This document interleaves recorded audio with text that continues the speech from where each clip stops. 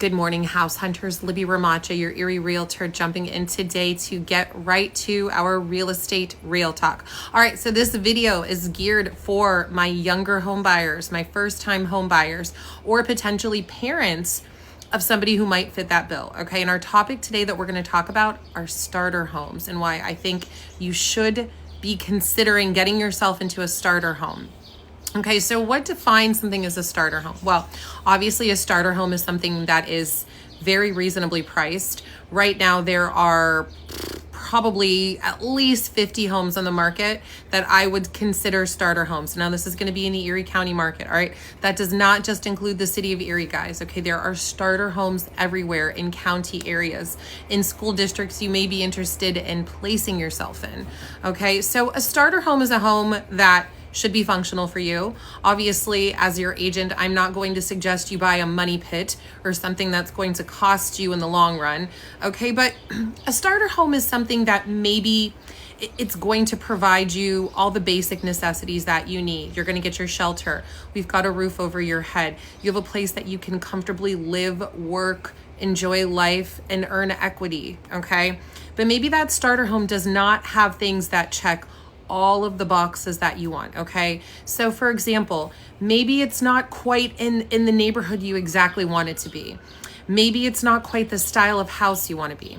Maybe it only has one bathroom and you've preferred two. Maybe it doesn't have a garage. It's got a nice driveway but no garage. Okay, maybe it has a smaller yard. Okay, maybe it has a bunch of things that are goals of yours at some point in real estate or in the long term.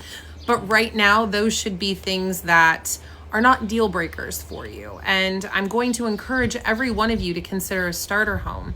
Okay, the name of the game and the best chess move you will ever play for yourself in real estate is building and earning equity. Okay, once you get into your 20s, presumably you want to be on your own. You want to be in your own space.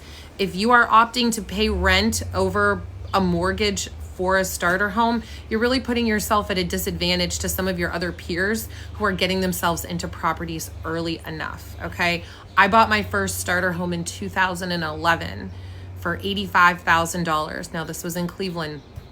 That same home that I lived in recently, I mean, I don't want to say recently, I think it sold 2 years ago for $245,000. So had I stayed in that house that entire time, I would have probably darn near close to $180,000 of liquid disposable cash equity to put on a different home.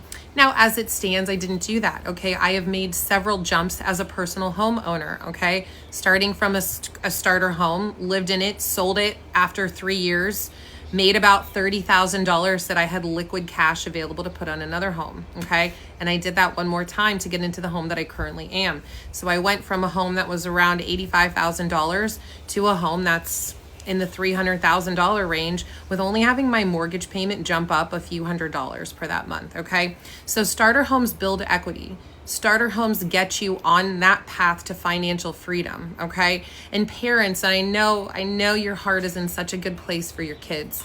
I get that. I have kids of my own. We have high expectations for them, but encouraging your child to get into a very reasonably priced home. Maybe there are some things that you all can do together if it needs some minor repairs, some cosmetic updating, things that you can maximize your investment, maximize those funds whenever you do want to sell that property to get those liquid funds to put on something else.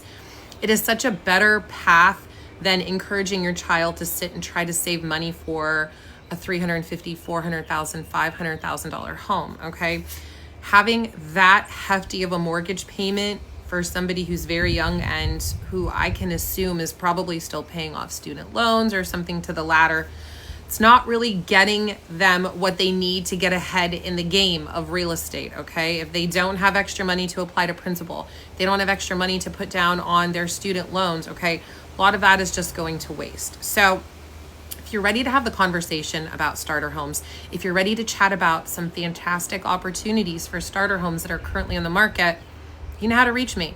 But this is the best way for you guys to get that financial freedom to be able to buy your dream house at some point down the road. All right, guys, enjoy the day.